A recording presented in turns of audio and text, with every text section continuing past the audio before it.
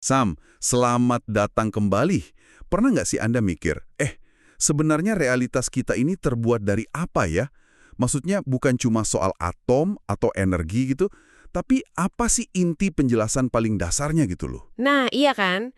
Hari ini kita bakal bedah gagasan keren banget nih dari buku The Fabric of Reality karya David Deutsch. Dia ini fisikawan yang mencoba merangkai pemahaman kita tentang dunia.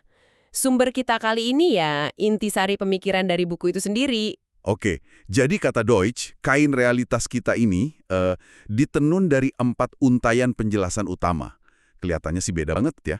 Ada fisika kuantum, terus ada epistemologi itu teori soal pengetahuan kan ya? Betul, teori pengetahuan. Lalu teori komputasi, sama terakhir teori evolusi. 4 hal yang kayaknya nggak nyambung gitu ya. Sepintas memang begitu kelihatannya.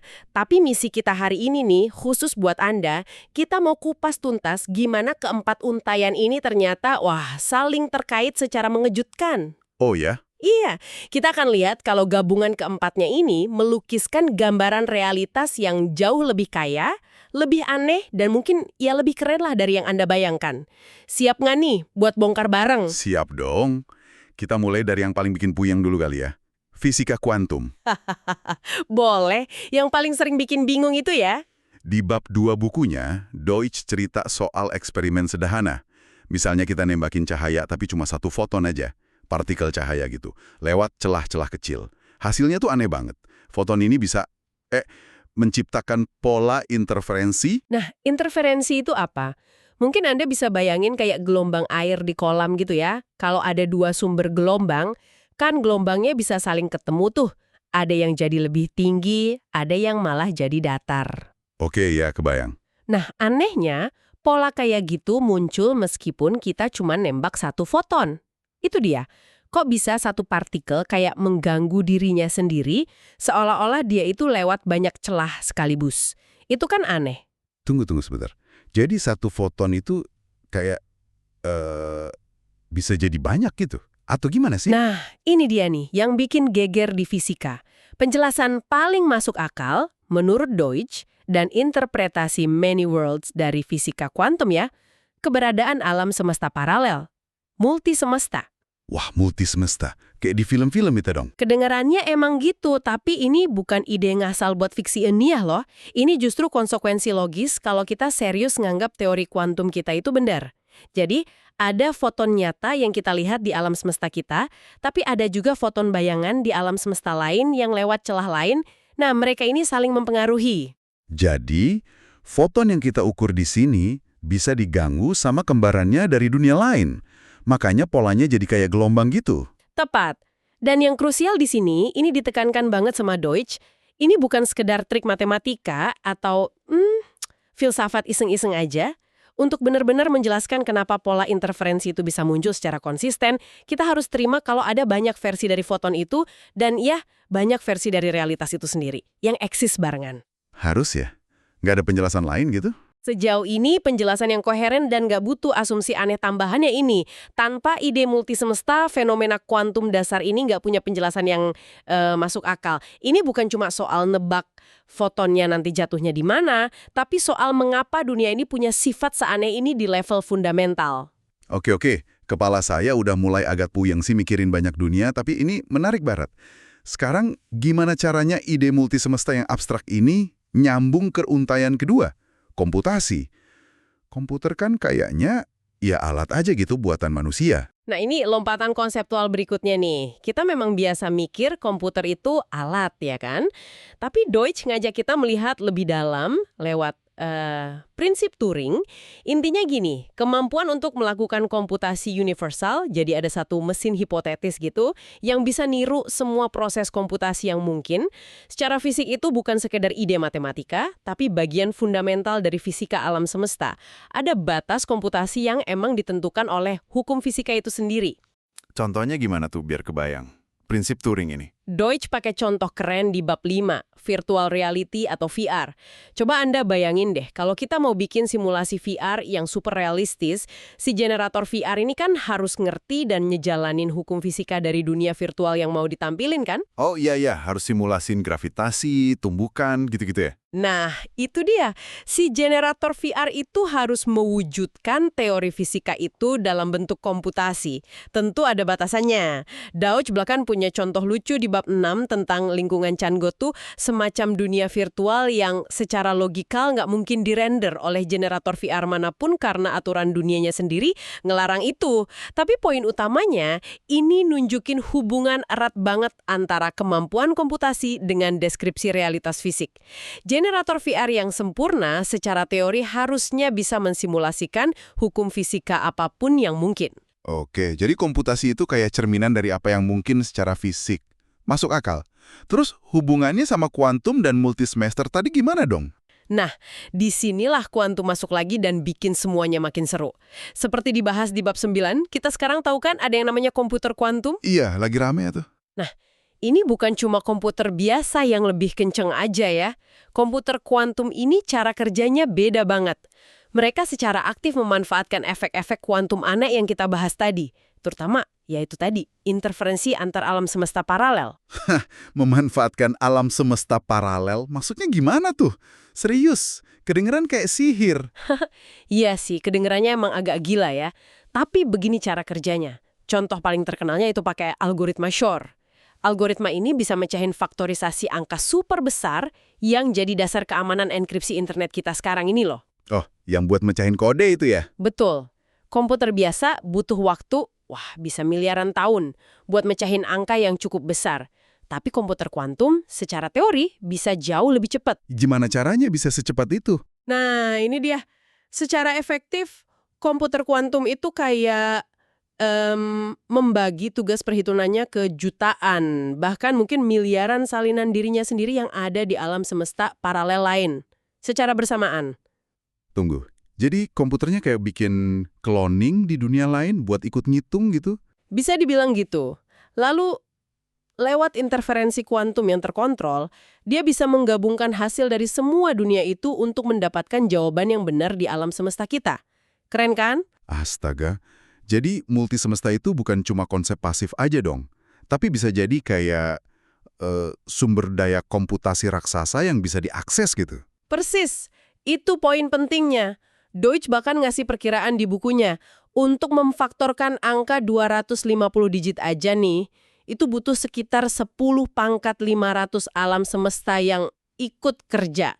10 pangkat 500, itu kan jumlahnya gila banget. Jauh lebih banyak dari jumlah atom di alam semesta kita ini. Banget. Ini nunjukin betapa fundamentalnya komputasi itu dan gimana ia terikat erat banget sama struktur kuantum multisemesta dari realitas. Jadi komputasi itu bukan cuma soal chip silikon di laptop kita, tapi proses fisika kuantum yang memanfaatkan kain realitas itu sendiri. Gila, ini benar-benar ngubah cara pandang soal komputer dan realitas ya. Oke. Kita udah punya kuantum multisemesta sama komputasi. Sekarang untayan ketiga dan keempat, epistemologi pengetahuan dan evolusi kehidupan. Nah, di mana posisi kita nih, makhluk hidup yang bisa mikir dan punya pengetahuan, dalam gambaran besar yang aneh ini? Apa kita beneran cuma sampah kimia di planet biasa, kayak kutipan Stephen Hawking yang disebut di bab 8 itu? Nah, ini bagian yang menurut saya pribadi paling menggugah ya. Deutsch dan dia sejalan sama pemikir kayak Richard Dawkins gitu ya, di bab 8 itu, bilang jauh dari itu. Kehidupan pada dasarnya adalah tentang pengetahuan. Pengetahuan. Maksudnya gimana? Kita kan mikirnya pengetahuan itu ya kayak rumus matematika atau fakta sejarah di buku gitu. Coba deh Anda pikirkan gen kita, DNA. Itu kan isinya informasi, instruksi kan? Menurut Deutsch, gen itu adalah program semacam perangkat lunak yang mewujudkan pengetahuan tentang gimana caranya bertahan hidup dan berkembang biak di lingkungan spesifiknya atau niche ekologisnya. Oh. Jadi gen seekor ikan itu punya pengetahuan tentang cara hidup di air.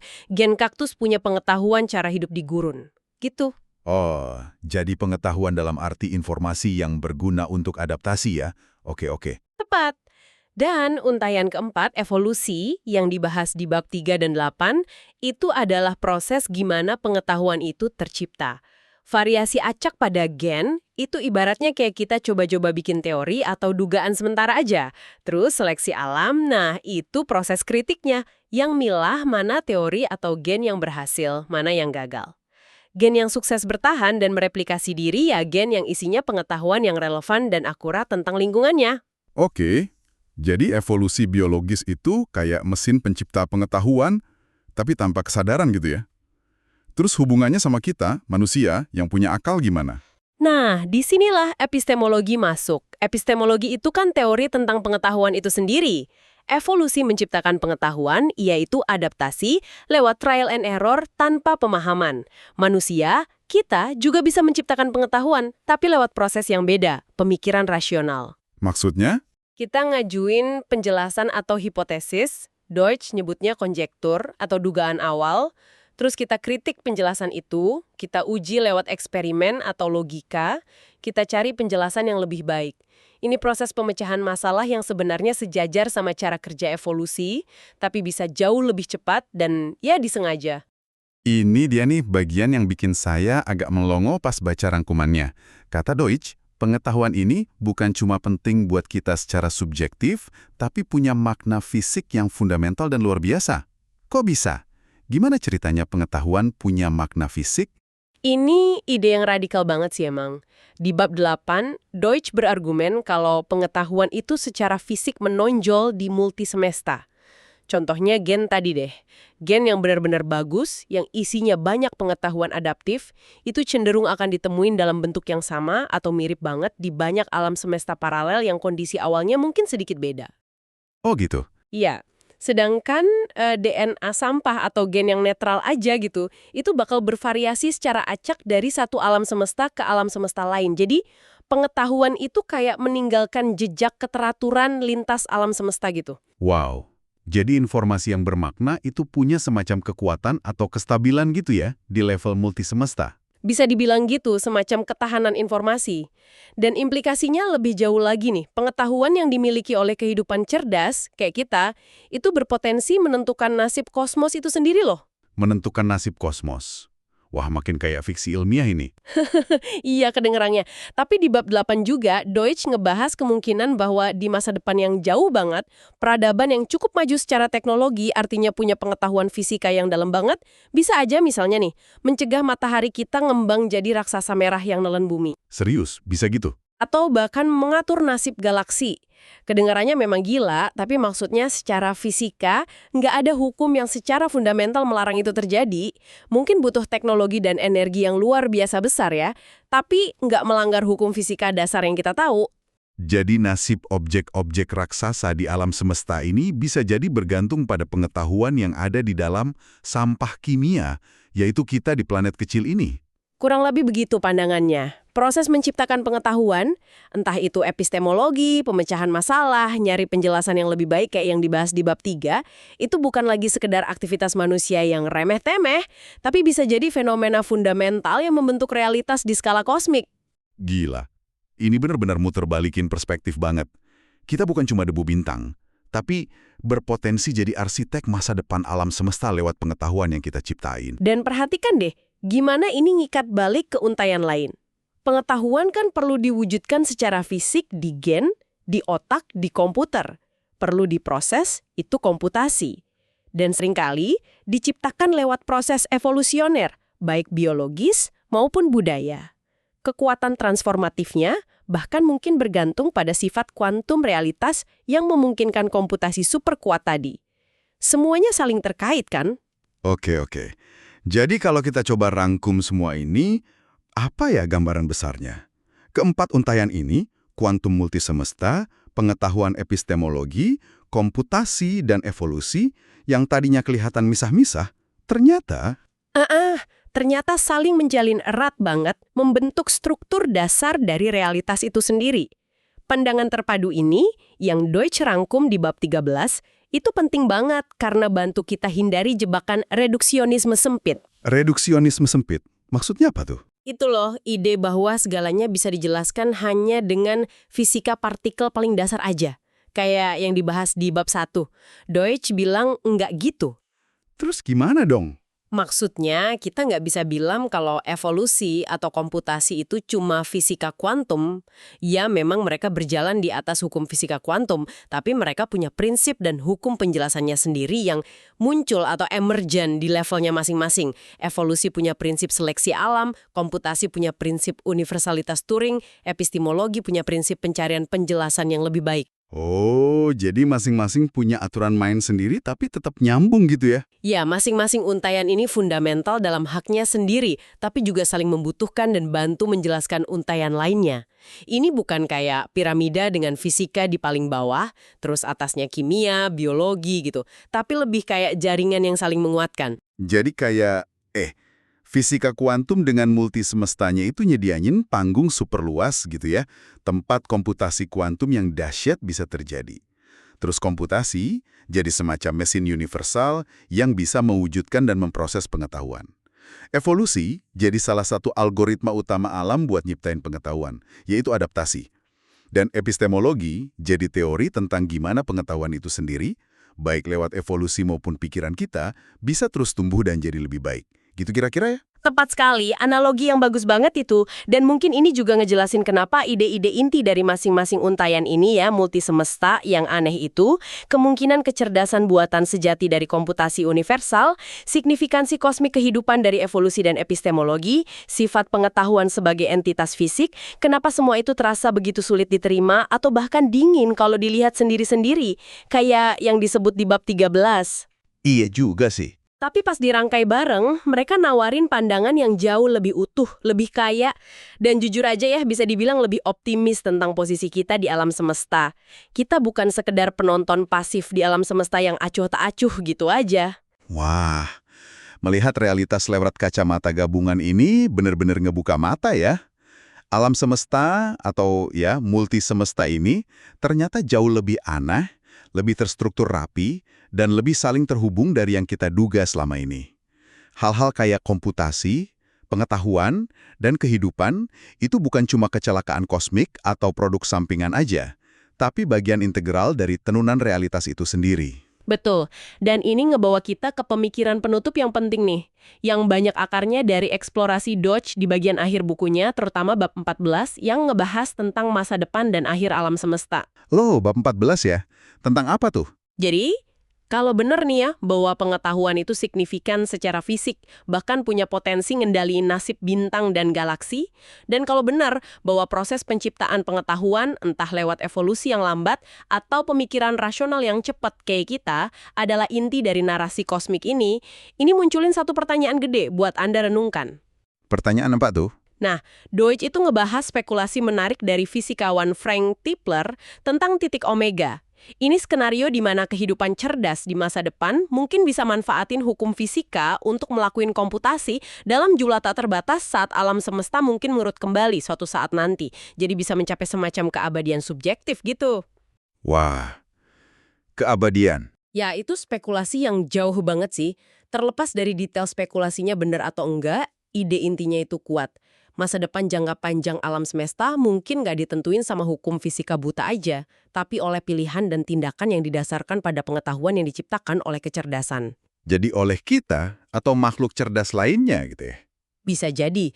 Jadi pertanyaannya gini, kalau kita nyadar potensi kosmik ini, bahwa masa depan mungkin bergantung pada pengetahuan yang kita ciptakan atau gagal kita ciptakan, gimana sebaiknya kita mengarahkan upaya kita?